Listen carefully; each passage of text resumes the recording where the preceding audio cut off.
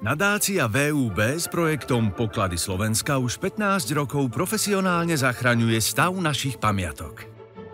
Bohužiaľ, sú tu aj záchranári iní.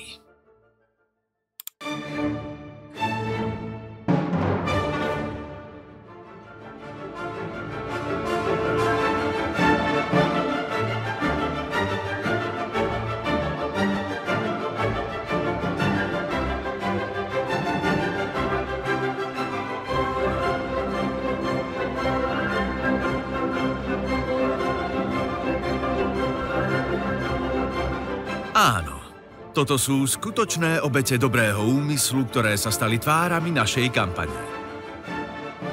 Okrem toho, že sme ľudí na sociálnych sieťach pobavili, sme s odborníkom Tomášom Kucmanom edukovali, aká dôležitá je odborná pomoc.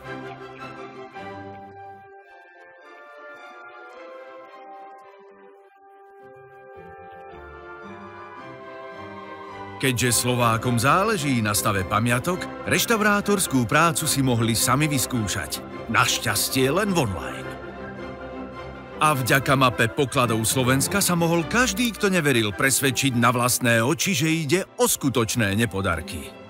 Všetko zlé je na niečo dobré.